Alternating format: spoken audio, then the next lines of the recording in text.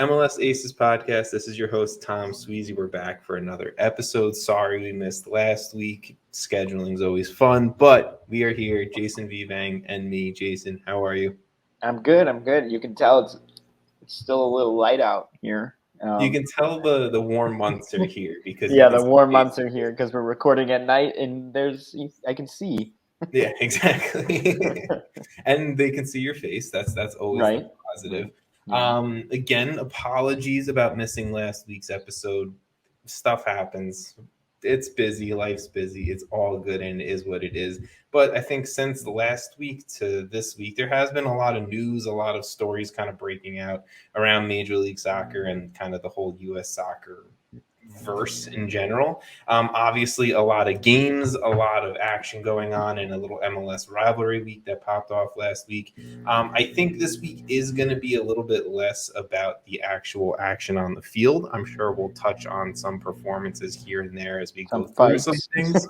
Plenty of stuff going on in that and that way too. But I think we're going to stay pretty high level as there were a few things going on. And now this upcoming week of MLS action, if you're watching on day of drop, which is Wednesday the 17th, there's MLS action midweek, our first midweek action of the 2023 season. So that's some fun and exciting stuff. And then, action again on the weekend on Saturday. And I think we're leading into 2 weeks from now where we get to talk about CONCACAF Champions League final. So that'll be fun conversation for next week. But let's start chatting what we've gone over. What we've missed, and let's start going over that stuff. But I think the fun news that we should start by talking about, and there's going to be plenty of podcasts talking about it in the U.S. soccer world and in the global sense, because this is pretty big news in the global soccer world, which we don't always get to touch on an MLS or U.S. soccer-related podcast, is the international decision of Arsenal striker on loan at Rams, Florian Balogun. He has decided to represent the United States men's national team at the international level over England, where he was playing his latest youth international soccer at the England U20 level. I'll just kind of keep it high level. I'm not going to go through this guy's resume as like an introduction. I'm sure we'll talk about it and why we're excited about this, or at least why I'm excited about this. Jason, I don't want to speak for you, but what are your thoughts on Balogun? I'm not excited. I'm just kidding. I hate this. But what are your thoughts on Balogun making this decision to, represent the U.S. over England and Nigeria as well? I mean, this is obviously pretty massive. Like, this is a huge player to get. I'm trying to take like a step back to be a little bit like pessimistic about it. I don't think pessimistic is the word, but I don't want to just like jump in and just think, he probably walks into our starting lineup, right? He's the first player called up for the Nations League this summer, 1,000%. The reason he chose is not that much of a concern to me because obviously there's a lot more competition at his position in England. But you know what? He picked us. He wants to be here. Everything he's posted, he said, it all comes across as he's very excited to get going with the U.S. And I'm really excited to see what he can do. I'm really hoping that he can probably get loaned or bought by a French team because I just don't think he's going to be starting for Arsenal next year. I'm just worried that he's going to fall into this like – so many we've seen where like they just don't get the playing time that they need. He's young, he needs playing time, but like the potential is awesome. Like this is arguably the biggest maybe dual national that we've got in my recent memory. I will agree with the majority of what you said. The only thing that I'm going to just slightly disagree on is the potential aspect around Balogun. I mean, yes, he's still a young player, but at the end of the day, you're finishing top 6 in Ligue 1 in scoring behind some pretty big names in Alexandre Lacazette and Kylian Mbappe, right? He has 20 goals and 3 assists through all the competitions. I think the French Cup is in there as well when I was looking at his stats earlier today. But like 20 goals in an international, in one of the biggest international leagues, is not a feat where I'm going to be like, yes, his potential still through the roof, but I think he's at a pretty good spot right now. I think yeah, maybe potential isn't the right word. He's 21. Like, this isn't his peak, or No. it shouldn't be. So I guess my point is more when he's 24, 25, 26, when he's hitting his peak, there's that, I guess, potential maybe is the right word. I don't know. But, like, what height can he reach? And I mean, look, if it's anything like my Football Manager save that I had going on, Balogun picked the US in that save too, and he was scoring like 40 goals a season. So, but no, but in all reality, right? He's already at such a high level, and like you said, and then that's a fair point. What is he going to be when he's in his prime of 25 to 27 years old, right? Yeah. There was this stat from OptaJack that I saw earlier today that Balogun has scored 19 goals in League on this season, the only player in the 21st century to have done better in his first season in the French top division is Zlatan Ibrahimovic, where he scored 30 goals in the 2012-2013 season. We're talking modern soccer history, right? To be at the same level of a Zlatan is not talent-wise. There's other things that I wouldn't want Balogun to be Zlatan-like with, but talent-wise, I think that's pretty good company to be a part of. And look, he is different. So when I first saw the news, obviously I'm excited. I'm pumped up.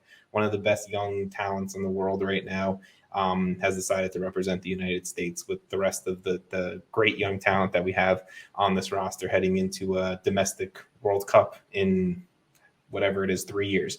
In my brain, for whatever reason, I pictured Jordan Pefok in my head. Don't know why, but like that's where my brain went right away because I'm starting to compare him to other U.S. strikers that we have in the pool.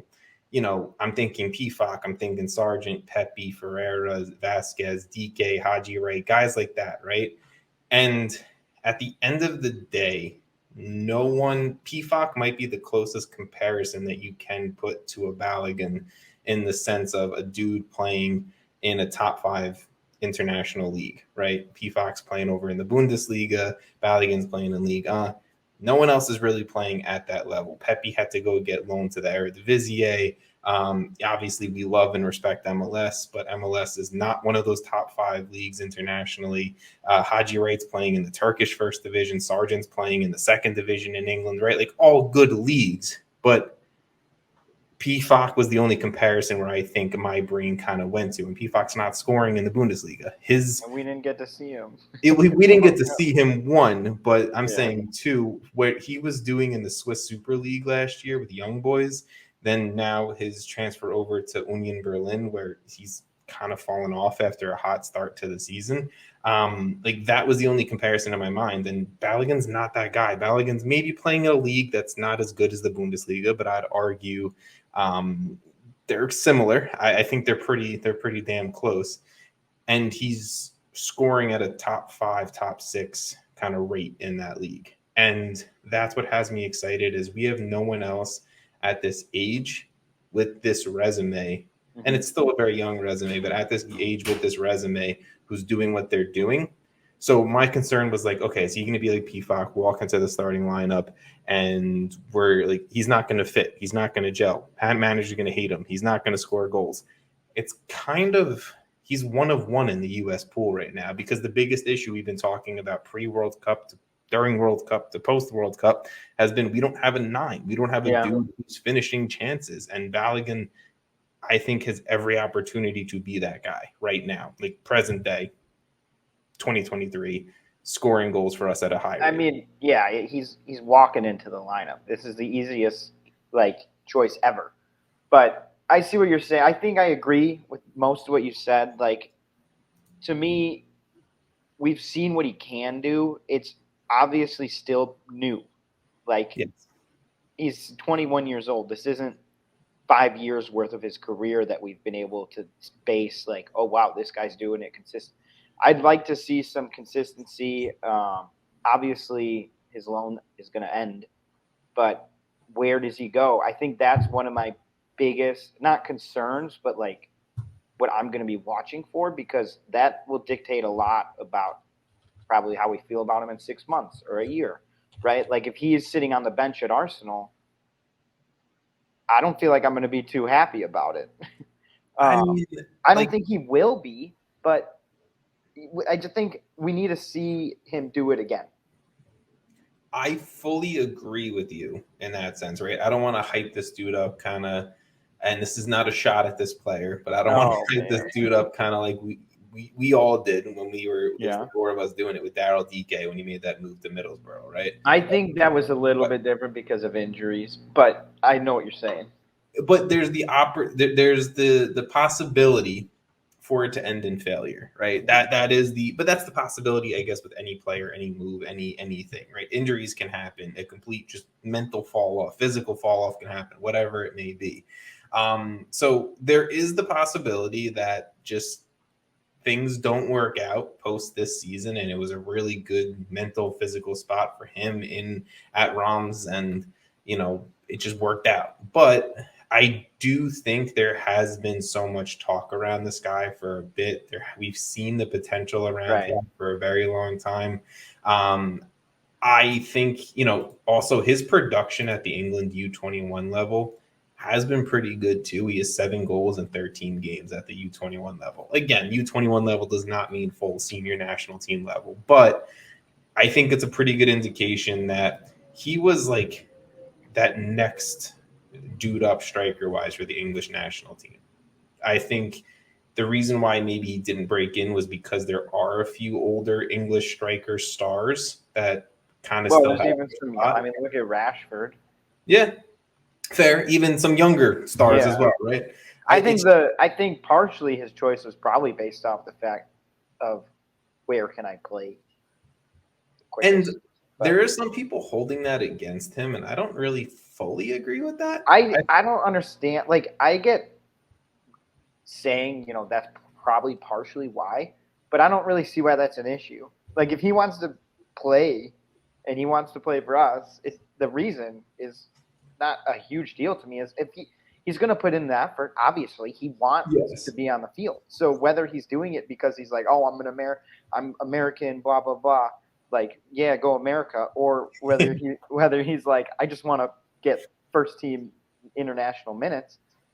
I don't think it's one or the other. It might be a combination of both, but it's not. I think it's just all playtime. It's all part of it, right? He even said, I think he made some comments today, and he said, like, when I was over in America on holiday, the people who thought I was like picking the United States or training in the US, and all the social media comments that I heard, and talking to guys like a Timothy Way, or talking to guys like a Christian Pulisic or Weston McKennie, Tyler Adams, whoever it may be. He was like, I felt welcomed. Like, I felt like I wanted to be part of this. Well, so I think having a young team, like you're saying, also probably helped. Like a bunch of guys that are been around Europe, kind of like he has, probably talking to them, seeing how the team kind of acts around each other, it probably helped.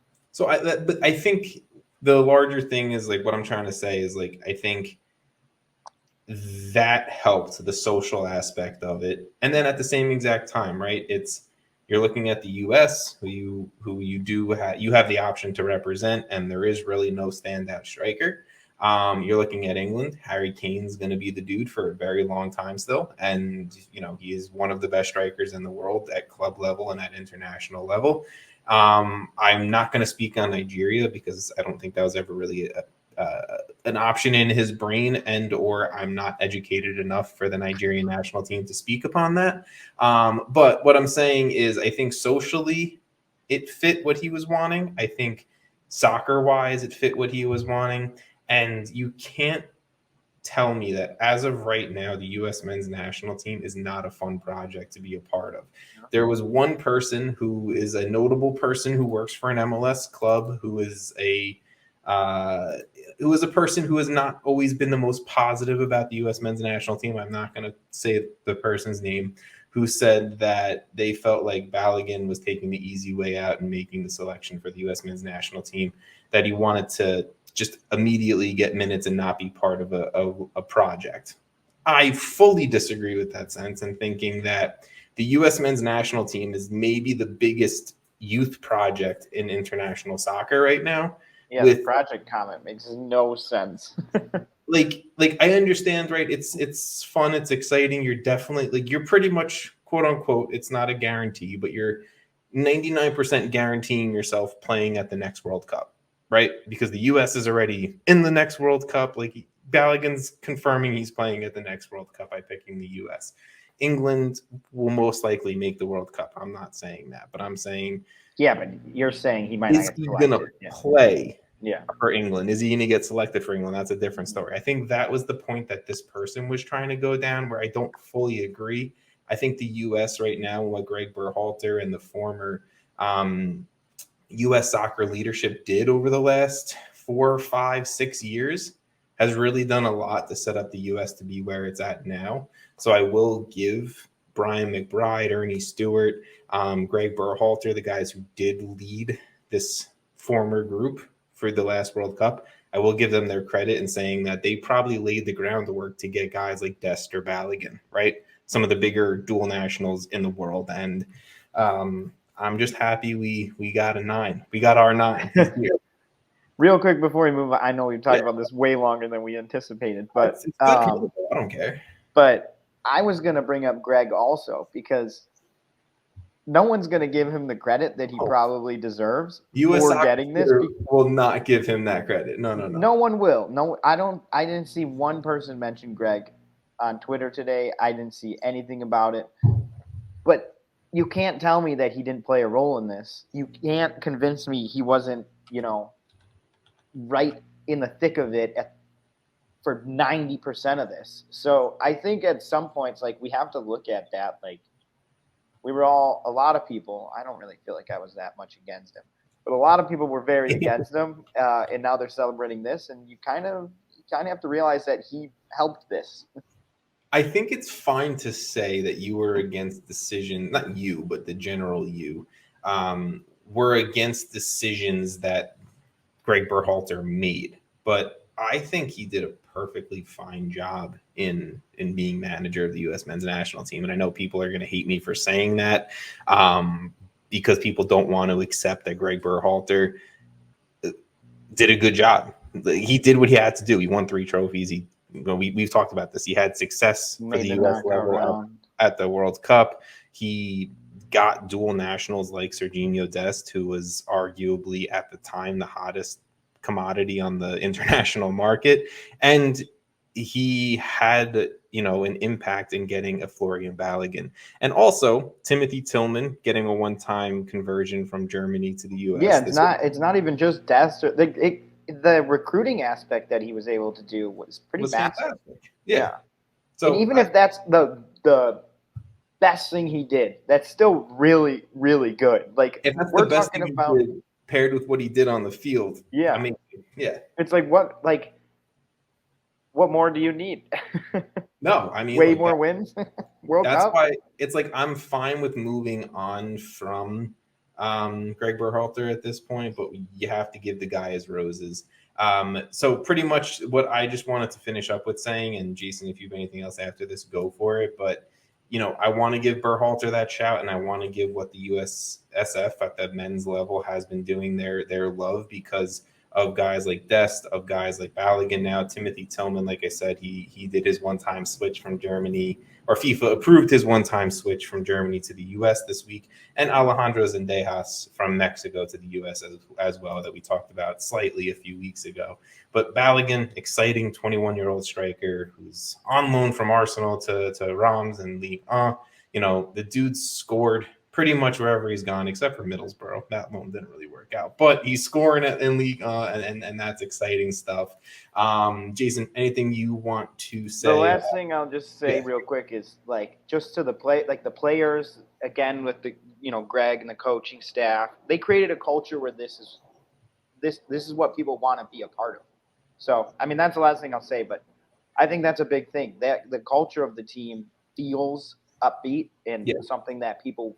Like you were saying, it's sort of like an awesome project. Like this is something that people want to be a part of and have, their name stamped onto if it succeeds. I think this could be, I think it's arguably, and I'm probably extremely biased, the most fun international project. Like I said, I'm sure there's other international projects right now that are pretty fun, But you bring in some high-level manager right now. I think Patrick Vieira is the latest rumor that I've seen floating around Twitter. You bring in a guy like that, I mean, it's 2026 World Cup being played on home soil. A lot of these guys are going to be in their prime in the next 3 years. It's fun stuff. It's exciting stuff. So it's going to be big expectations. In a couple of years. It's going to be unrealistic. I can already see it coming. All right, let's move forward. Let's talk about some more, I guess, high expectations, and that's the US U20 squad. So at the end of this month, actually in 4 days, the FIFA U20 World Cup is going to be held in Argentina from May 20th to June 11th. The U.S. have announced their full 21-man squad that will take on Ecuador, Fiji, and Slovakia in the Group B. We talked a little bit about this with Sam, I think 2 weeks ago at this point, about some of the guys who we were excited to see. Well, the full roster is here. I think we should talk about it a little bit. I think the easiest way will probably just be going position group by position group and talking about it. And we all know your affinity and your love for youth tournaments and the U20 World Cup. Oh, my goodness. I'm sure we won't disagree at all. But oh, my gosh. Goalkeepers, Gaga Slonina from Chelsea, Antonio Carrera from FC Dallas, and Alexander Borto from Fulham.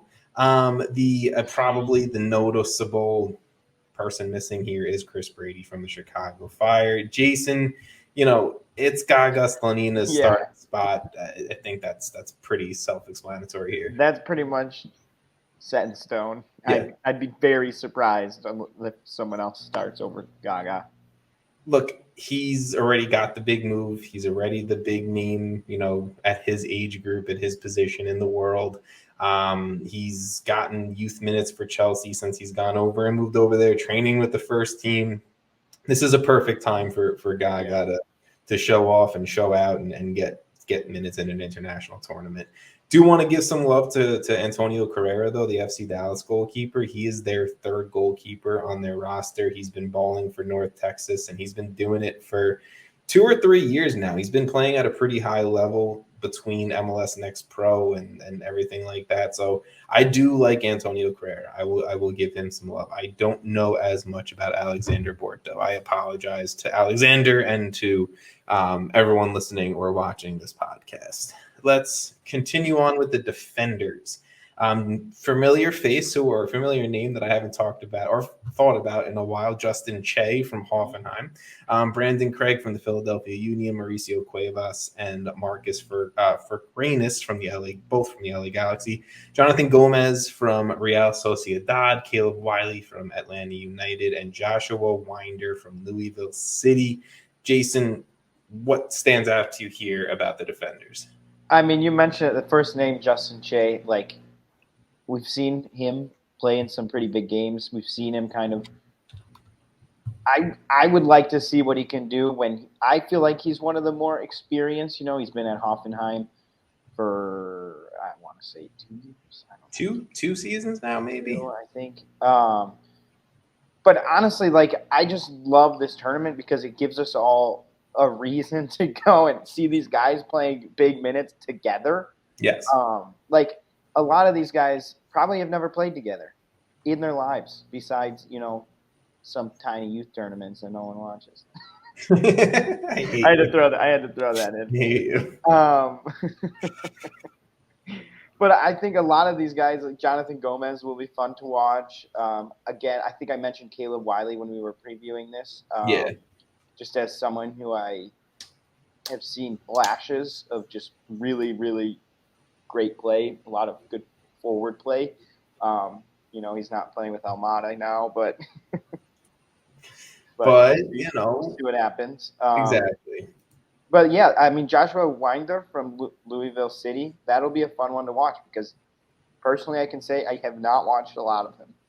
Well, you should, because he's pretty much. I think it's apparently it's not anything confirmed or anything like that, but I've heard a lot of whispers around the USL world that it was agreed upon that post the U20 World Cup he is going to be sold to Sporting in Portugal. So, all right. the kid's a big time talent. I think he's a former FC Dallas Academy kid. Shocker. That Dallas produced talent. But at the end of the day, Josh Winder is a dude who's called up to the recent USMNT camp. He's going to be a starting center back. I would be shocked if he is not one of the main starting center backs, because the real reality with this entire roster, and then the more we talk about it, is there's going to be a lot of minutes for a lot of these kids. Like they what we've seen from U20 tournaments at the US youth national team level in the past, starting 11s rotate a lot. And, Gaga Slonina might not start every single game at goalkeeper, and that's okay. That's fine. A lot of these guys are going to get minutes, and the depth that we have on this roster is the thing that excites me, because we're going to need it, right? At the end of the day, to me, I would love to see Josh Winder paired next to a Brandon Craig from the Philadelphia Union. We haven't seen a ton of Craig for Philly because a lot of his time has been spent playing with the U20s and the U18s and stuff like that. A game like 2 weeks ago. He's been getting more minutes this year than I think anything else, but he is one of the bigger, names when we're talking about the U20s. Is Craig, is guys like Winder, and then look, you give me left back options of a Jonathan Gomez, who we see getting the move to Real Sociedad, and I think he's playing for Sociedad B, and Caleb Wiley, who, Jason, you love, and there's a lot going on, and there's a lot to love. Justin Che, who, we saw kind of show out for Dallas, and now he's over in the Bundesliga, struggling to get first team minutes, but maybe this is a tournament that can bring some confidence back into him. Cuevas is a dude who we just have seen now his return to MLS. We haven't seen him actually play, but it's a lot of exciting stuff with this defenders group. I would have really liked to see Jalen Neal get the release from the Galaxy, but I guess the Galaxy were like, you're getting Cuevas, you're getting Frick Reynes. That's all you're going to get out of us defender wise. So I understand it. That's fine. Whatever. Let's move on to. They'll probably get good men. I mean, they're not a good team. So. No. The LA Galaxy are not a good team right now, unfortunately. They did just pick up a win over San Jose in the Cali Clasico, so shout out Galaxy for that, but not a good team right now at all. The midfielders. So 7 midfielders were called up. Daniel Edelman from the New York Red Bulls, Diego Luna from RSL, Jack McGlynn from the Philadelphia Union, Rokas Pukstas from Hajduk Split, Nico Tesaris from San Jose Earthquakes, Obed Vargas from the Seattle Sounders, and Owen Wolf from Austin FC. The first thing that I do just want to quickly throw out here before we get into the conversation of all of this is the addition of Rokas Pukstas, who was initially announced from his club in Croatia that he was not going to be released for this tournament, and that the U.S. have decided to call him into this tournament. Apparently, rumors are that it was a hope, and it is still a hope from the U.S., that after the group stage, Pukstas will join the team, that he will not be involved in the group stage. So that is, I'm just tossing that out there for everyone listening. Well, I know Sam was very excited about him. So. He's a big-time talent. He's turning into a starter for the best club in Croatia, and probably will get a move soon. So good for him. But outside of, I guess, Pukstas, is there anyone else that interests you out of this group? I mean, I'd like to just point out there's a lot of MLS on this roster, especially in this group of position group, which is exciting, I think, for us. Because I think it shows MLS developing a lot of talent, for sure. Right. And a lot of, you would hope that the U20 tournament would feature a lot of guys from the domestic league. Yeah. And I think it's just going to grow and grow, because obviously, as these, like you brought up FC Dallas Academy, they've been pumping out kids forever. Maybe not the best way to say it, but Jesus Christ. But as these gotta go. As these academies keep improving, we will see even more of this probably going forward. We will see more kids pumped out, But, I mean, there's a lot of big names on here. Like Diego Luna for RSL, we've seen a decent amount. Jack McGlynn, obviously, for Philly. He's been awesome. He's always pretty calm on the ball. He's fun to watch on a pretty good team. Owen Wolf, I mean, Austin's just punted on their season already. So But Owen Wolf has been like honestly. Yeah, no, he's been Owen Wolf has been the standout dude, I think, on that team. Well, and I think he's consistent, right? Like he's one of those guys that he puts in a lot of effort, I would say. So I mean, he's someone that is going to be interesting to watch at a tournament like this. Like a lot of these guys, Jack McGlynn, like we've seen them in these specific roles where you're at your club, practicing, training every day, probably, or whatever, with the same guys. I'm curious to see, how they gel initially and kind of like build tactically. Yeah. But yeah, I mean, there's a lot of big names, I think, in the midfielder group that there's a lot of interesting levels in the midfield to me, right? Because I would say like Rokas Pukstas, Jack McGlynn, and Obed Vargas, who have gotten some very high level play. Mm-hmm. Pukstas, for a youngster, getting as many minutes as he has, in Europe at this level, I think is something that you can't say every team is gonna have in this tournament. Obed Vargas has gotten minutes played in CCL. He's played in the Club World Cup, right? Like he's played in competitions that many senior players haven't played in. The same with the Jack McGlynn playing in CCL and larger tournaments than just MLS or whatever it may be there. Just the one name that I do want to give love to is Daniel Edelman, and shocker, I'm gonna give love to a Red Bull player. But I was just at the Hudson River Derby this last weekend. NYCFC got a big 1-0 loss there. But Edelman, seriously, like he is exactly what you want in a 6. I'm not gonna say he is as mobile as a guy like a Tyler Adams, let's just say, talking about Red Bull number 6s, but Daniel Edelman is a physical force. He's a big kid in that midfield, and he will put 2 studs in you. And I saw him do it to Keaton Park. He will be a physical force in that midfield.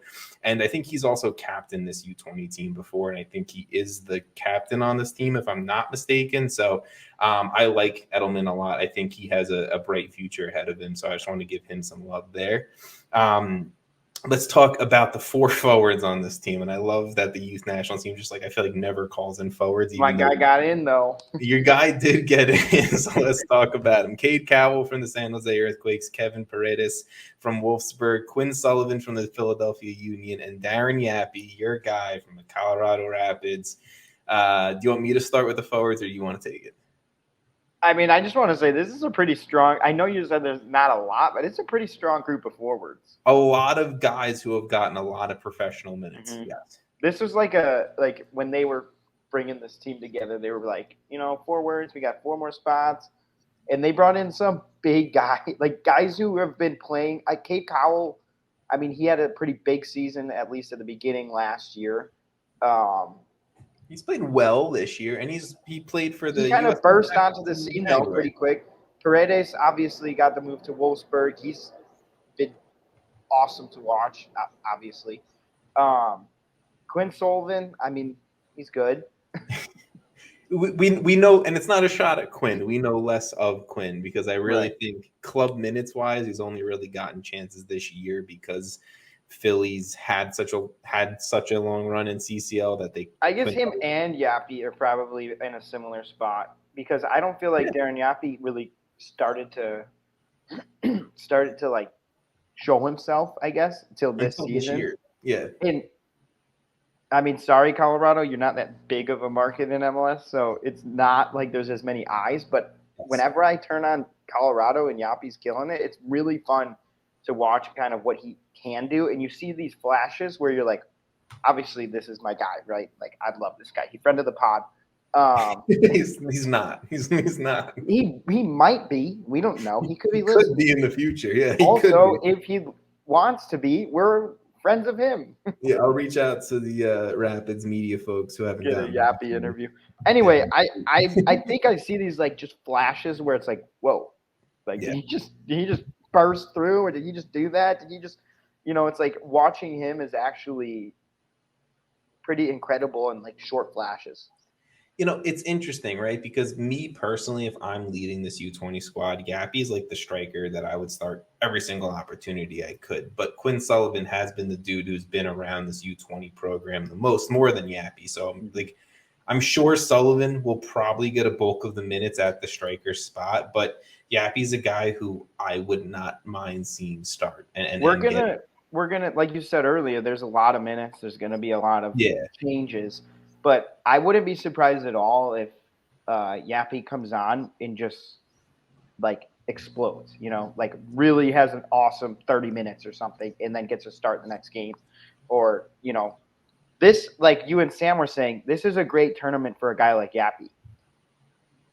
An amazing tournament. This is exactly what I was about. Like, you just read my mind, so I'll let you finish what you were saying. My point is there's a difference between where Yappy's at now and where, in my opinion, Brady and Gutierrez are. But this is a perfect tournament for Yappy. I'm the biggest Yappy proponent. I think you just took a shot at the Colorado Rapids organization not being as big of a market as the Chicago Fire organization. I mean, they aren't. Is that a shot if it's true? I mean, they've probably had more success than us in the last decade. So, I mean, yeah, I don't know. I don't know if the Rapids have had more. You're just trying to get me more enemies again. That's all I'm about. I'm about enemies. We hate dogs. We hate youth tournaments. We hate the Rapids. No, just kidding. We like the Rapids because they're giving Yappy minutes. Yes, but I was just about to say, like, and when you were talking, like, my brain was going in the theme of Darren Yappy is a dude who I feel like has the potential to explode in this tournament and being notarized if he starts scoring a ton, right? And maybe getting a move to Europe out of this tournament. And the Rapids could get a major payday. And I'm sure the Rapids 100%. Are hoping for this, right? No, yeah, that's 100% the opportunity I think he specifically faces. There's a couple others that are probably in this category, but I think for Yappy, this is like let's put it this way. I don't feel like it's just a shot. I don't feel like a lot of people, casual fans of MLS, even casual soccer fans, know who Darren Yappy is. That's fine. That's fair. I don't think that's a crazy thing to say. If I asked some of my friends, I've got a couple of friends who are really into U.S. soccer. They like MLS, but, it's mainly like for the U.S. soccer level of things. They would have no clue who Darren Yappy is. Fair. I think that's fair. I think for the MLS nerds like you and me, who obviously talk about it weekly and we pay attention a little bit more in detail in certain spots, I think Darren Yappy is a guy who we might have heard the name a little bit before, and then we've been kind of waiting for him to get his shot. He got a shot this year, and now hopefully he can take that even further with the U20 tournament and hopefully a move to Europe. In the somewhat near future for him and for the Colorado Rapids. I really wanted this U20 conversation to revolve around Yappy, and I successfully did that. I will finish up this conversation, but just by saying that there were two very large notable names not included in this U20 roster. Two names. One, people are saying, no shit, he wasn't released, and the other one was saying, interesting, he wasn't released. But Ricardo Pepi was the no shit. He wasn't going to be released. He is playing at a high level in the Eredivisie, and I'm sure that this is like when everyone was like, "Why?" I think it was Dest. Who was it at the last? When everyone was like, "Why is he not in?" Like, imagine we had Pulisic in. At the last U20 World Cup, it could have been Pulisic, Adams, Dest. Like, it could have been a thick. We would have won it. Probably in my brain, but yeah. So Ricardo Pepi, he's still trying to figure out his club situation, right? He's on loan, but we'll figure that. He'll try to probably figure that out.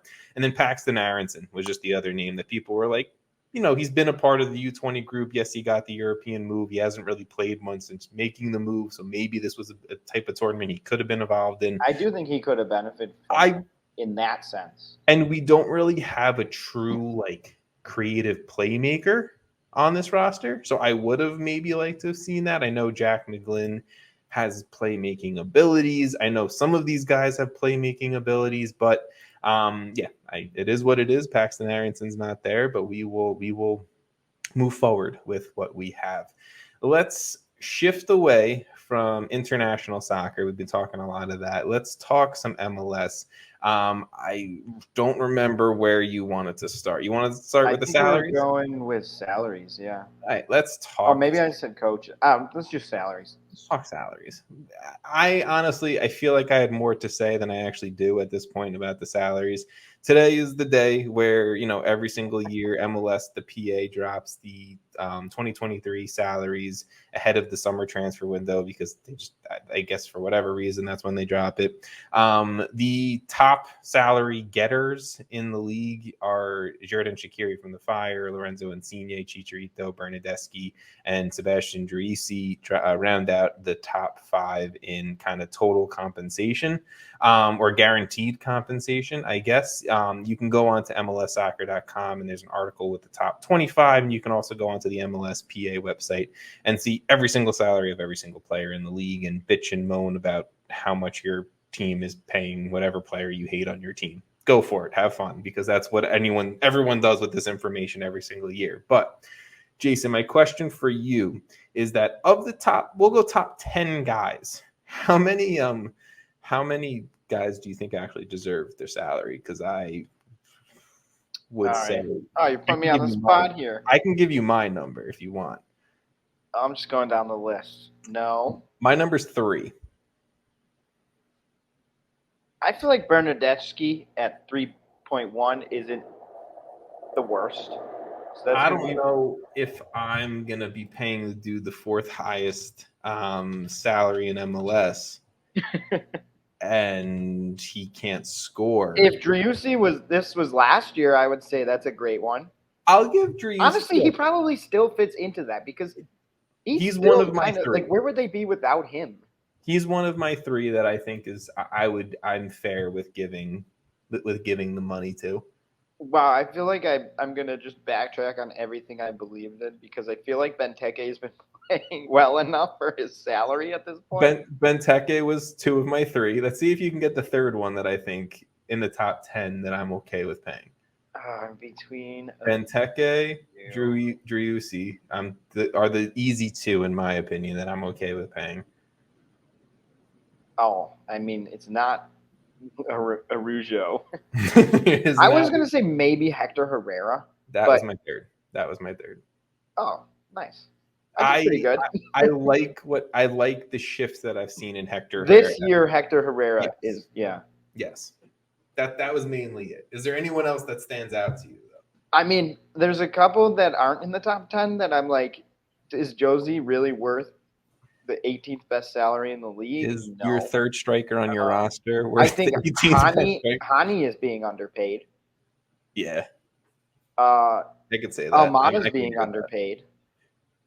Yeah, at 1. I mean, I don't. The guaranteed number isn't on here. No. I guess it's his base salary. But as a base salary, 2 point. If you scroll to the right, you see the guaranteed number. But he's being Almada's. I didn't even realize you could do that. 2.3 in guaranteed salary. So I would still say that's an under. I would say the same about Hani and Almada.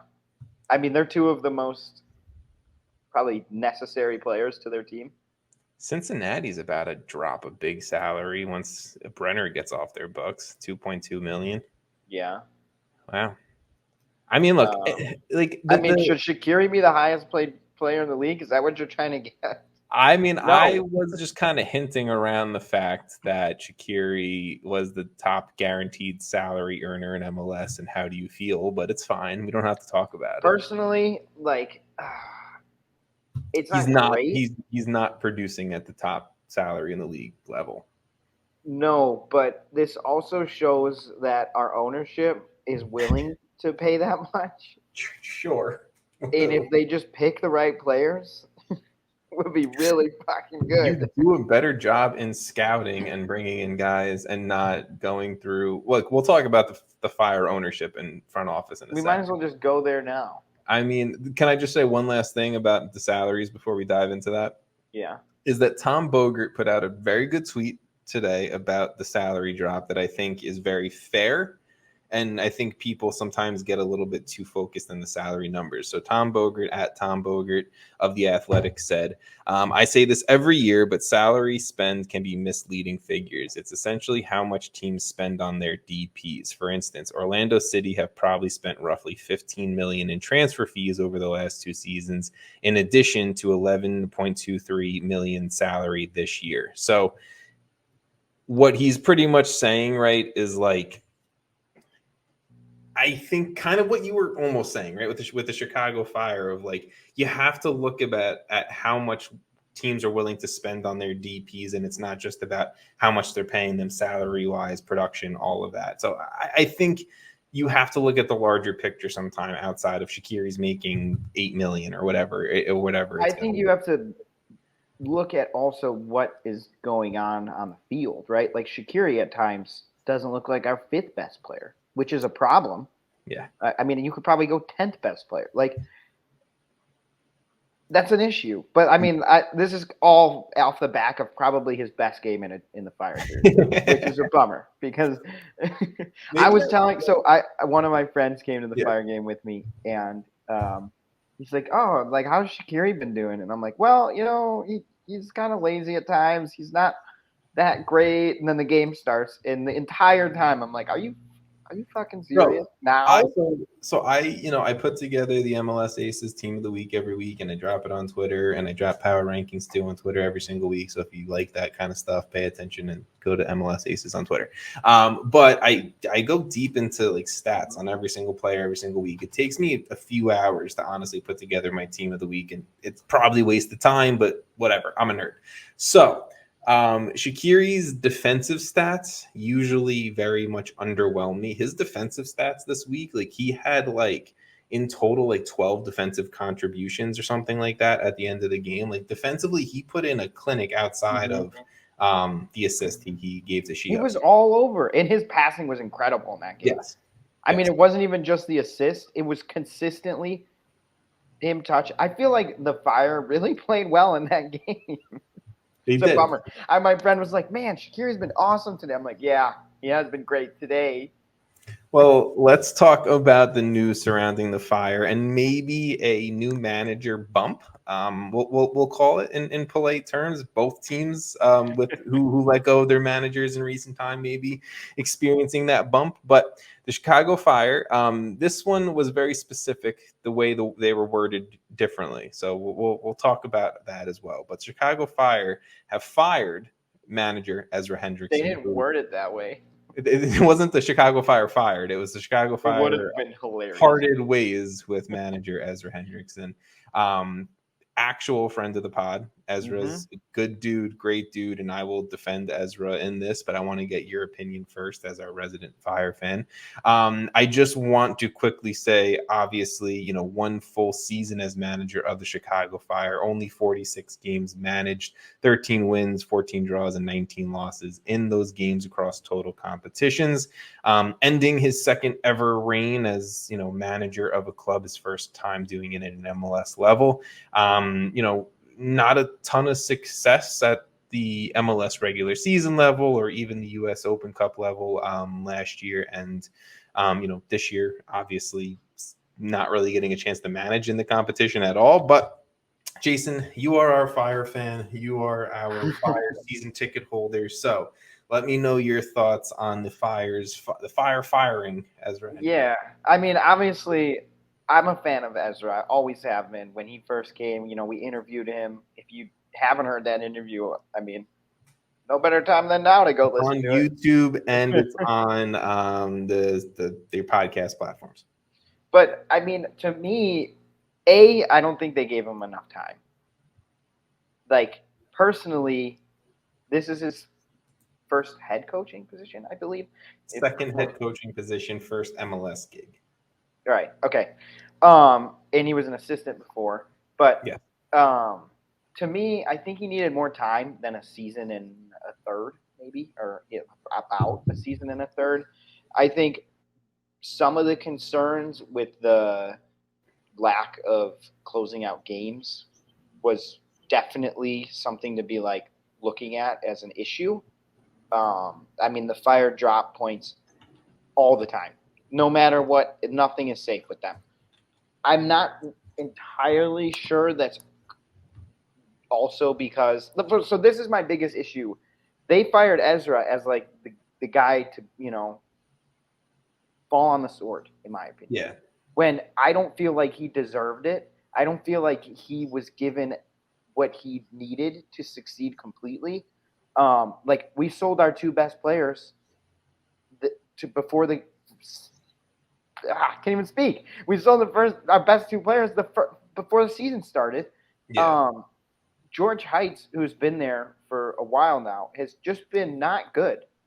Like, I think in terms of who we're bringing in those decisions as technical director, he has failed, in my opinion. We were just talking about Shaqiri makes a lot of money. And this is a horrible time to start talking about it because he just had an amazing game. But that's not the norm. That's not at all. That's not even close. He's more of a liability to the point where I think you would completely agree. Gutierrez should be starting at the 10 over him at times. And at times, I think 100% of the time. Well, last game went pretty well. Sorry. But I just feel like with all this change, you got rid of your goalie, you got rid of Jean Duran, who, caught fire under Ezra towards the end of last season. I don't know. I feel like it was sort of premature. I would have liked to see him at least go the full season. I mean, do we really need Frank Kloppus for the third time? But this is all coming off 2 wins now in a row with a new coach, which against this St. Louis team who is starting to get into that MLS, like, wow, this is a long season mode. Yeah. It's not just 6 so games. I'm not going to say it's the greatest wins of all time, those back-to-back St. Louis wins. But wins are wins, and that's kind of how we measure success right now. And it wasn't – we're third from the bottom of the East, so we're 13th, I think. And, like, I guess that isn't good enough. It isn't good enough for the fans, but have we seen anything drastically different over 10 years? And at that point, that's what, off the top of my head, like 6 coaches? I think that's the larger issue for me, right? And I'm not going to dive too deep because I think you hit the nail on the head. I've been thinking about it a lot, okay? I really liked Ezra and people dragging him, and I don't feel like he was the one that was supposed to fall on this sword. I don't feel like it was on him. I think there's definitely people blaming Ezra, right? Because at the end of the day, you talk about production, you talk about points, you talk about wins, you talk about trophies, right? Winning cures everything. And at the end of the day, the Chicago Fire under Ezra Hendrickson didn't do that. But I will say, as someone who likes Ezra, who's talked to Ezra, and maybe that's going to cloud my judgment here. Hey, it clouds mine. I will admit it. It totally clouds my judgment. Dropping points still sucks, but yes, it's if it was just him who had a unsuccessful season and a half, I would be more upset. I would be more understanding. But it's not just this one coach that struggled to lead this team. Exactly, it's a decade plus of coaches struggling to lead this team. My larger point was just going to be pretty much, I think the Chicago Fire front office needs a complete overhaul. I think Heights needs to be out. You can't see guys like Veljko Paunovic. You can't see guys like I can't even think of who was before after Paunovic. Whatever. I can't think of it, but it's funny if you look up former Chicago Fire head coaches, and you see where they are now. They're highly successful winning trophies wherever they are. And I'm not saying that, it doesn't necessarily mean shitty things weren't happening at the time when they were at the Fire. But at the end of the day, if everyone's having success after you leave, maybe you have to look at the front office and overhauling that and changing that, because toxicity drops from the top down. We're seeing it a little bit with Austin, and I think I made that point 2 or 3 weeks ago. But the Chicago Fire are struggling from the top down, and I do not fully blame Ezra. At the end of the day, the manager is going to take blame for wins and losses, but I don't fully blame him for the reason why the Chicago Fire were not successful. This is going to bother me. I have to find the one. I don't know why I can't remember it. Look it up for me and look up how they're doing, because I'm pretty sure one's doing very well in Mexico and another one just won a trophy. Oh, Rafael Vicky, he's in Mexico, right? He is currently, I can't read. Oh, he returned to Switzerland in 2022 with Young Boys and won a second Swiss Super League title in 2023. Okay, so Paunovic is winning in Mexico, and Now Rafael Vicky is winning. and Vicky's winning. I see what you're saying. Yeah, it was one of the two. I didn't know which one went where, to be honest. They Current both, team Guadalajara. Yeah. yeah. Not that Guadalajara is. I think they're actually eliminated from the tournament going on in Mexico right now. But he was doing well. Still, top half of the league. Yes, exactly, and that's just the larger point of it's not Shaqiri, it's not Ezra, it's not their faults alone. Even though yes, they should equally take blame for some pieces of it. There have been. This is put it in perspective. Yes, there have been 13 different head coaches of the Fire. That is counting Klopas 3 times. That's still 10 if you don't include Klopas. I guess 11, but yeah. Yes. Since 2015, we have had 2 rounds of Klopas and 7 coaches. Well, 2 of those were Klopas, but yeah. So six different coaches. What we're saying is a rotation of different coaches. Yeah. Yes.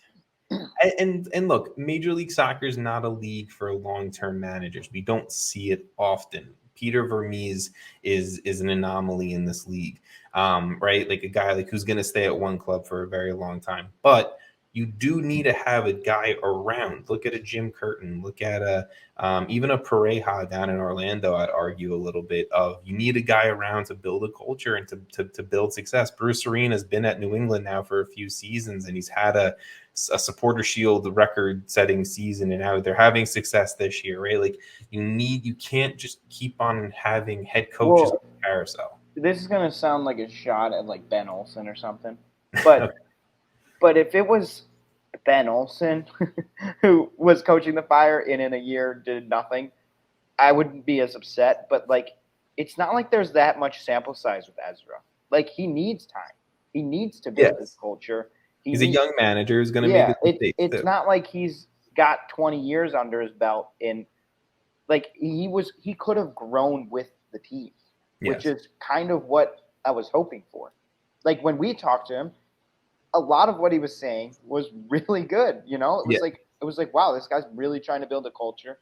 They do a little documentary series on YouTube. I think it's now on, actually might still be on YouTube, but all last season, every couple weeks they put out an episode that was maybe 10 minutes long. And it was just about the club and how their season was going and the inside. And it was cool to watch them start to build a culture.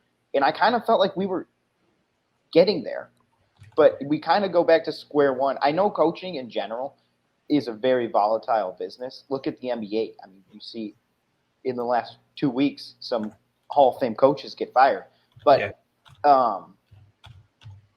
I just think he needed more time. That's all. I think that's what it comes down to at the end. It's just time. Yeah, I fully agree with you. I think at the end of the day, he's a young guy, he's a young manager. His mistakes were going to happen, and he kind of had to live with it a little bit, to go through the growing pains for success in the future. So I really think that it's also difficult when you sell a Gaga Slonina and John Duran, right? And you don't really replace that level of talent. Yes, Chris Brady was there, but you're going to go through, again, the own growing pains with a young goalkeeper. Chris Kamara. Brady's been awesome, too. Yeah, and he's been very good. But you know what I'm saying? Gaga. Shabilko has been horrible. Shabilko, you can't also...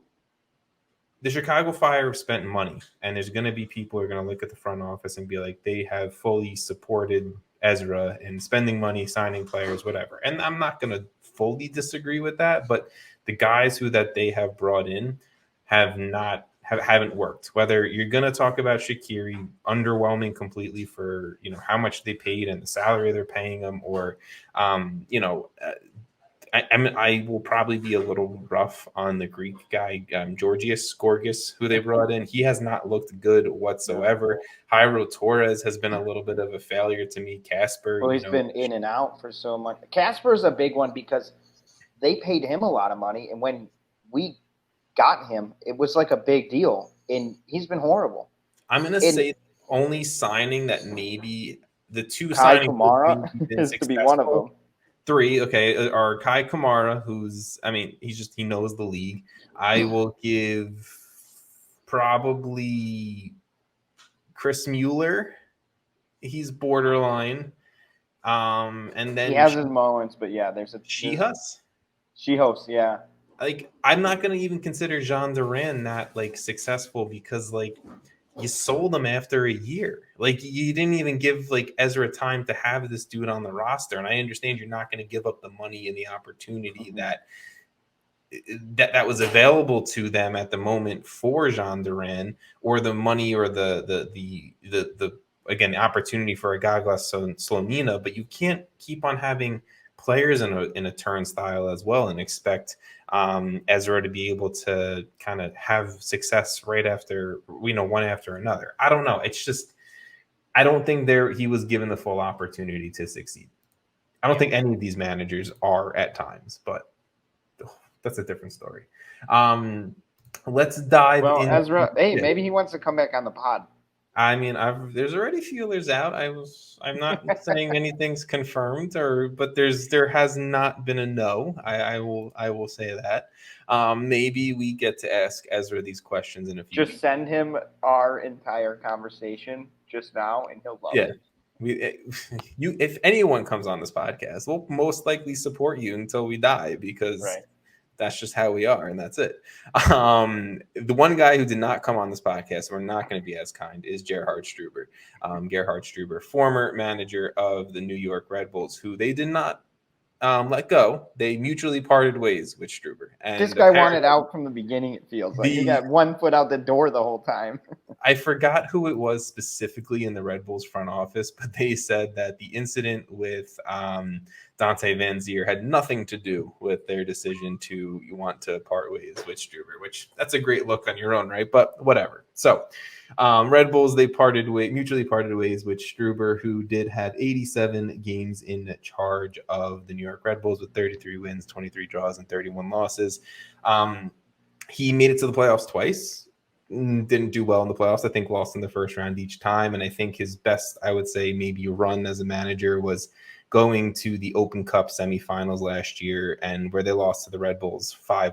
I say where they lost to Orlando City, the champions that year, 5-1. So maybe you would say success there, but at the end of the day, you still didn't raise a trophy with the Red Bulls. It was a much better sample size of games. Yeah. Larger sample size. And I'm not going to say Struber was a bad manager of the Red Bulls when it comes to on-field results. They made playoffs. They did well in cup competitions. Just at the end of the day, I think his max of what you were going to get success-wise under him wasn't good enough for where the Red Bulls wanted to be. And obviously the Red Bulls are struggling this year. Yes, they just picked up a win over my NYCFC. Mazel tov, congrats, good for you, whatever. But at this point right now, I do think it was best for the Red Bulls to move on from Struber, and they are having a caretaker manager. That's what Transfermarkt just labeled it as. It's not. We don't call it a caretaker manager, just manager for the rest of the season. Interim manager.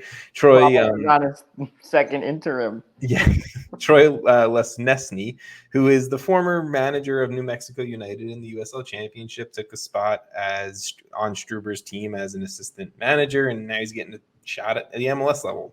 Dude's only 39, so good for him of being a young American manager, and maybe he can get more future shots after this. But I will maybe just talk a little bit more about personally Struber. He never did it for me. Like, I always thought, like, he's good, right? Like, the Red Bulls have good performances. The Red Bulls are still a good team. It didn't feel like because of him as much as it felt like in spite of him. I don't know. No, that makes sense. I just always felt like, when you're at like, and I don't know if you've experienced this, but I know people who have and friends who have, where you're at a company and you work your ass off at the company, you move up, and then eventually you just feel like you've hit a glass ceiling, whether that's title-wise, money-wise, whatever it may be. I feel like the Red Bull organization was always going to have that glass ceiling as long as Struber was managing the team. Maybe it came to a U.S. Open Cup title. Maybe that was the glass ceiling. But at the end of the day, the glass ceiling was never going to be winning MLS Cup or doing well internationally. It was always going to be make the playoffs as a 4 or 5 seed, lose in the first round, lose in the second round, and kind of do well in other minor competitions. That's what it felt like to me, the Red Bulls underneath Struber. And at the end of the day, I think it's best to move on from him. Again, maybe we can talk larger issues of moving on from the Red Bull system in general. And maybe that's why there hasn't been the success in recent years outside of supporter shields for the New York Red Bulls organization. But that's a whole other conversation. I just think everything that's happened this year off the field, or I guess technically it happened on the field with Dante Van Zier and everything like that. And then just I think the limitations of what a Struber-led club was going to bring you.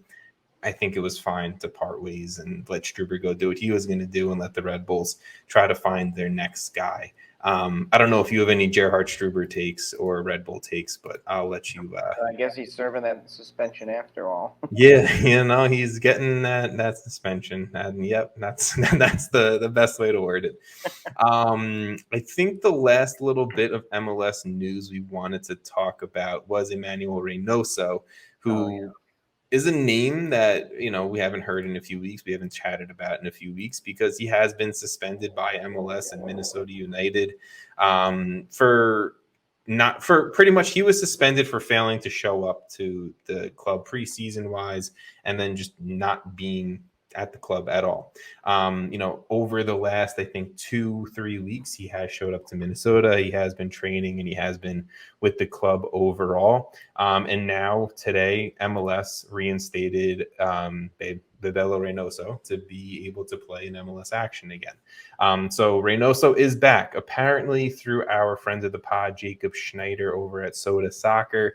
He has said that Reynoso will not play in the midweek game for Minnesota this week, as well as I think their game this weekend and the Open Cup game in 2 weeks or something like that. I think they want to slowly work him back into the team is pretty much the high level gist of what I was getting from what Jacob put out there on Twitter.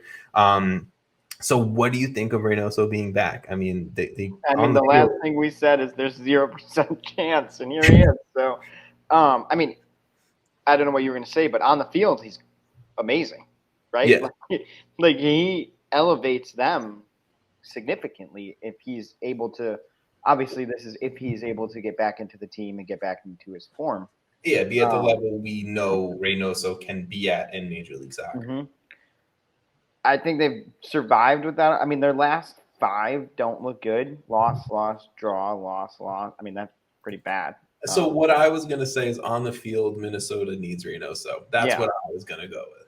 And he has the ability to elevate the whole team. I mean, we've seen it before. So, yeah, I mean, did I expect him to be back? No.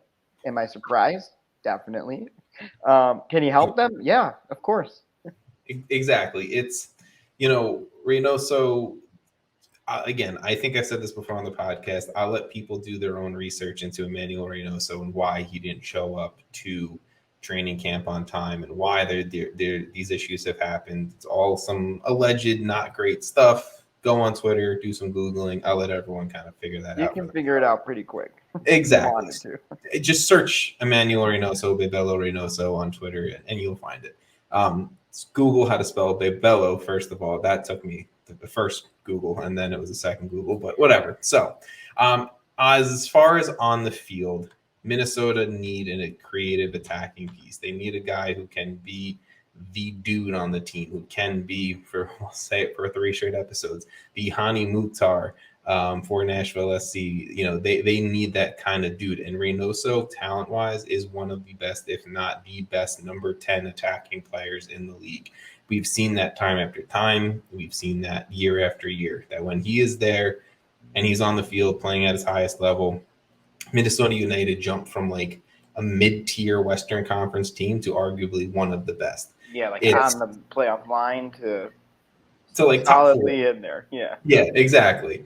And my concern again is my concern always with Reynoso is the locker room issue, is his head and mindset into it. Is he still, I don't want to be here type of deal? Because if he is, we've seen Reynoso regress and we've seen Reynoso not be in it on the field, and Minnesota United struggles because of that.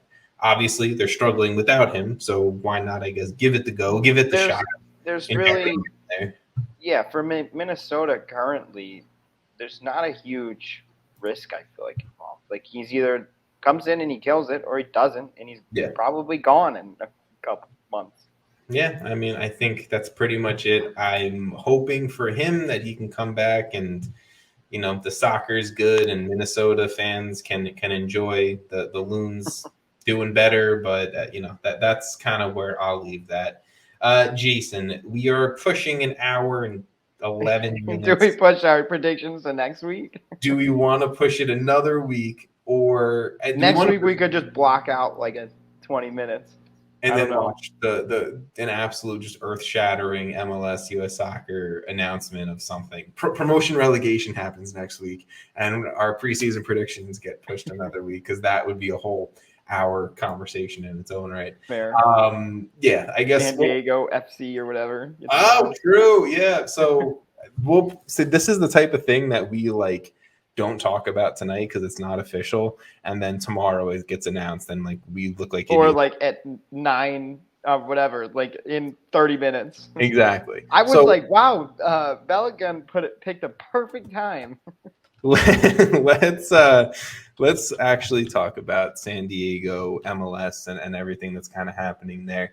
So it has actually, I'll read this tweet from Tom Bogert that he put out 2 hours ago. So Tom Bogert announced Major League Soccer says MLS Commissioner Don Garber, Mohamed Mansour, and Saquon Tribe will be joined by San Diego Mayor Todd Gloria for a major announcement on Thursday. What could it be? I wonder what it could be. Tom Bogert says San Diego expansion will soon be formally announced, club number 30 in Major League Soccer. I mean, I'll let you begin. How do you feel about San Diego being club number 30 in MLS? I don't really have that many strong opinions about it. Like, are there better places? Probably, but is it a decent soccer city? Yeah, their NWSL team gets a good amount of fans at games. I think it could. Do they? And that was a serious. That wasn't like a me challenging you. That was I would say. I don't know. I don't have that much to say about the. So I'm pulling it up right now for 2022 NWSL attendance, and like at the end of the day, NWSL attendance does not equal MLS attendance. I understand that. It's just the reality of the world. But the San Diego Wave drew in an average of 8,700 people for games last year. Let's look at 2023. 2023, they're averaging 21,000. Their average is the best currently. Jesus, that's a jump from roughly 9,000 to 21,300 this year. Probably that Alex Morgan bump. I don't know. Yeah, I mean, look, that helps. So look, but so there is to what you were saying, a soccer fan base in San Diego. Yeah, I mean, I think it can grow there. Like it's another California team. So now are we gonna have like a full, we have the Scandinavian Cup, we've got the Canadian Cup. Should we have Cascadia. Why did I say Scandinavian? Scandinavian Cup. Love it. Finland. I don't know. I love how you knew what I was talking about. That's really funny. Are we gonna have the California Cup? What's something that's like generically California? I don't know. What's that burger company? Oh, the In-N-Out Cup. The In-N-Out Cup.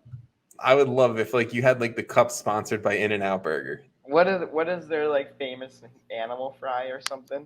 Oh, called animal fries. We're so not Western USers that people are like probably screaming it at us. Like people love that burger. There's been times when people have gotten pretty heated at me for comments I've made about In-N-Out burgers. You know what? I won't go into detail. I will say it. In-N-Out burger's overrated and it sucks. And the animal style fries are trash. The burger is not better than McDonald's. It's Five Guys is a better burger than In-N-Out burger. Have you had Five Guys easily? Yes, but So I'm in a family group chat with my wife's family, and we went to Las Vegas at the end of last year for a work conference for her. It also just happened to line up. It was my birthday weekend. Great. Like it was a nice weekend to go out there. And we wanted In-N-Out. She's never had it before. I'm like, I'll do it because you've never had it, but I'm telling you, like, I'm gonna hate this. So we like ordered a shit ton of food because she wanted to try certain stuff or whatever, and she loved it.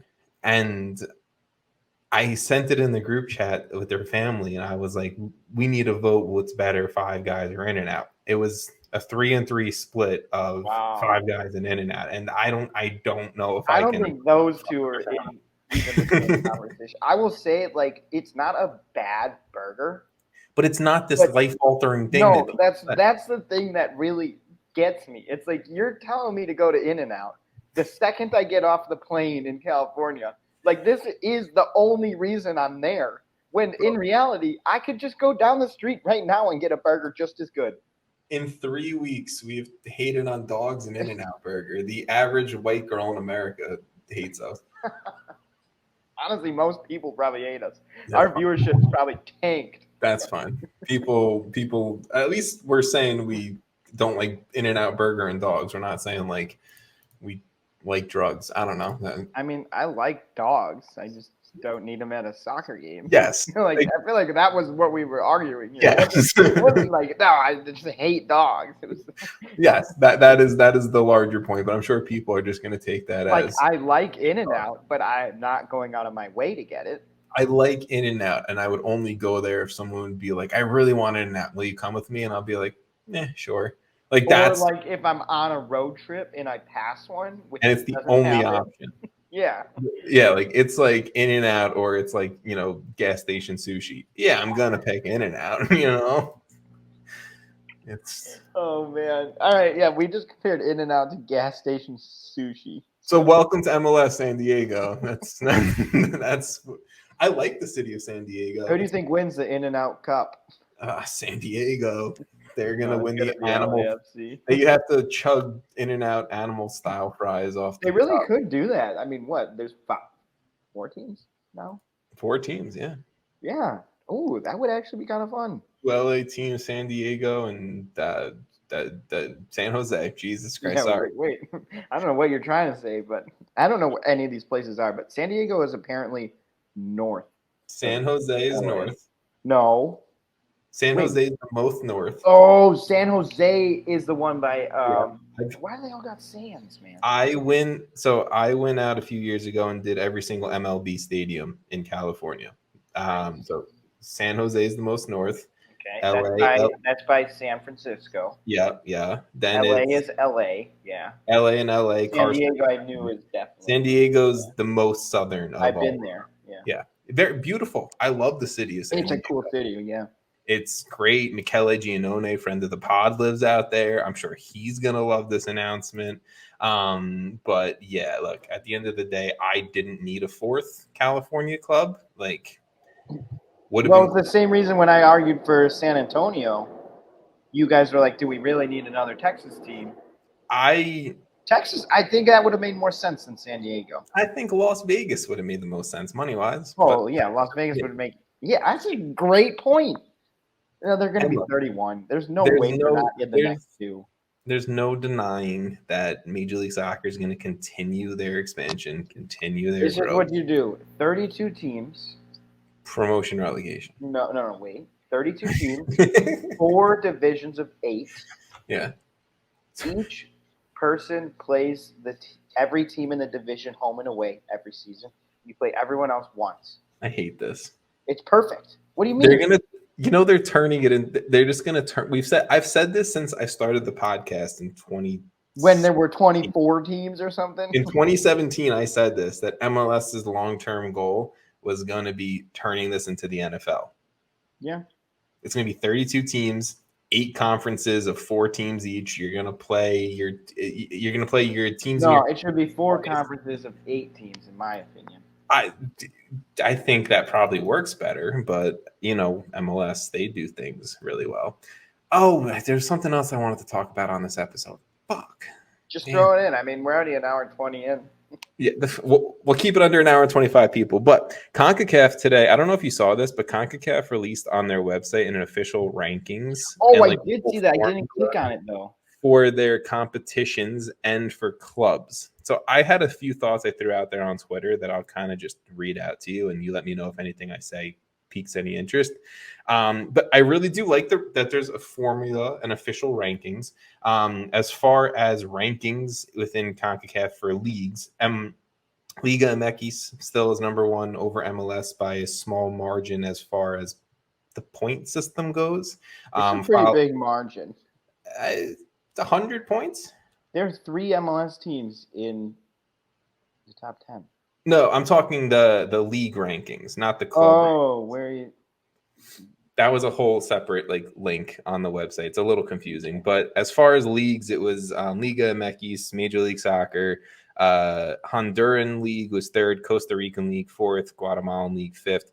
And the league that I want to give a little bit of love to here, the Canadian Premier League, this is their 5th year of existence, sitting in 6th place in this league ranking. So good for them that in 5 years they're doing well. I'm sure the Canadian Premier League has maybe more financial backing than a lot of these Central American or South American leagues, so that's probably why. But shout out to them. Also, really weird that there's no second divisions ranked. Like, I feel like the USL Championship probably would be near the top 10 if they ranked second divisions, but whatever. I guess that's just not recognized. And then the other thing, Violette being that far below Austin, is this legitimate? Well, I did want to say that they did. I looked at the top. I'm kidding, by the way, Austin fans. No. You just pick. You say I give you rivals. This is the words that First come of out all, I'm the one who gave them the most love preseason. We'll talk about it. All right, if you heard me say Next that and you're week. an Austin fan and you're pissed, listen next week. But the last thing that I want to say is I looked at the top 50 clubs in this CONCACAF ranking. 29 of the 50 clubs, obviously, so all MLS clubs are ranked in the top 50. That's cool. That's sick. Austin is the lowest one. Austin was the lowest one? They're 50. I thought Houston was. Houston's 44. They're above DC, Charlotte, and St. Louis. Okay. St. Louis in year one doing some things. They're above Austin in year one. Yeah. 18 of the clubs from Liga MX are ranked in the top 50. So that means there are 2 Mexican first division clubs not in the top 50. So I think that shows Major League Soccer's maybe their depth over and Mexico. They're not 51. Oh my God. Wait, where are they? Are you sure? There's only is there only 18 clubs? I'm pretty sure there's only 18 because there's not another Mexican team in this list. That's embarrassing. There's only 18. Okay, I'm dumb. Ignore me. That shows you how much Mexican soccer I watch. So yeah, okay. So all MLS and all Liga MX clubs are ranked in the top 50. And then if you are good at math, that means there's 3 remaining clubs. 1 club from Honduras, which was Olympia at 39. 1 club from Guatemala, which was Comunicaciones at 47, and then 46. You skipped Costa Rica. Oh, sorry, Costa Rica was 46. Yes, Saprissa from Costa Rica was the other club. So yeah, just cool to see that CONCACAF is like kind of keeping track of its shit now, and we can kind of maybe see it a little bit more visually. And to your point, I did want to give love to Violette, the only Haitian club ranked inside the top 100 at number 71. Shout out, Violette. Do we think LAFC go like in the world where they win Champions League? Do they go 1? Like, I mean, how is this scored? So if you look further on the website, there is a whole formula on how they figure out the points. There's a whole like ratio and formula and shit like that. I'm not the best math person. I know you're like an architect person, so you might be good at math. Landscape. So, okay, there's still math in there, I'm sure. But but yeah, there's a whole formula. Look, I would assume that if LAFC win CCL, that would give them a very good shot at being bumped up to number 1 over Monterrey. But it all comes found a new favorite team, Tom. What is it? All right, let me see if I can quickly drop this in our chat. in our not that one. I'm doing it in the studio chat. Oh, that's a big link. Oh God, I'm very nervous about what I'm pulling up. The Humble Lions FC. 137 Humble Lions. That's a cool name. Oh, Can you nice can you logo. give me a league? Oh, Jamaican Premier League Humble Lions. Oh my God, that just reminded me. So when I was on my honeymoon in St. Lucia, 125.03. We're 3 seconds back. Shit. Okay. Quick final story. We went to St. Lucia for our honeymoon. It was a great trip. It was late at night, one of the first nights, and we were like exhausted from traveling. So we were like, you know what? We'll call it an early night. Let's just like lay in bed. My wife fell asleep pretty early. I'm flipping through the TV channels. They had the Jamaican Premier League on TV. I watched the Jamaican Premier League in St. Lucia, and I felt like a real CONCACAF fucking weirdo. And I loved every Did you watch Humble Lions? No, I watched. I need to get a Humble Lions scarf, dude. Jamaican Premier League. I can tell you the clubs that I watched. I watched Harbor View. Okay, so they played. It was either Waterhouse or Montego Bay. I don't know, but Harbor View won. That's the only reason why Harbor View stuck out. Dang, dude, the Humble Lions started as a local community team and rose up to the league. That is so cool. This is the history of CONCACAF. You got to pick a club and you got to learn about it. And now we should do that. We should do an off-season pod where we all pick a team, just a random team in CONCACAF. It can't be in like Liga MX or MLS, or I guess it could be Canada's first division because we don't know a ton about them. And then like do research and I don't know. I like it. How about and now we're spitballing. Hey, their birthday is July 20. Wait, oh, that's the coach. He got the same birthday as me. This is your club, bro. This is your Jamaican club. It says his age is 1. I how about this as an idea for the off season, not in season, because as we've seen, we've just rambled on for 20 minutes. And if you're still listening, then thank you so much. You must really love us. But how about for the off season? Hate dogs. What? I'm sorry. No, just continue. You must. Oh, you also hate dogs. Got it. I heard you. We finish every single episode with like a quick, like 2-3 sentences about a club in CONCACAF and like a little history fun fact about them. I'm good with that. Yeah. Okay. Well, that's the plan. I like it. Shout out to everyone who's listened and watched this far in. We love you, and I don't know why, but this has been episode 262. Also, shout out to Jimmy Conrad. I don't watch Ted Lasso, but apparently he was in the latest episode of Ted Lasso. So if you like Ted Lasso, your boy Ted Lasso. You do? Yeah. Well, apparently there's some episode that just dropped recently, and Jimmy Conrad's in it, Conradinho. So maybe you don't know Jimmy. What did you say? Is he talking it?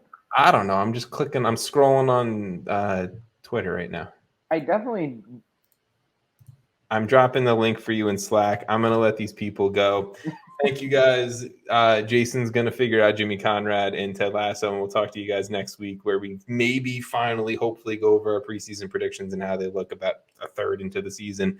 Shout out everyone later. Bye.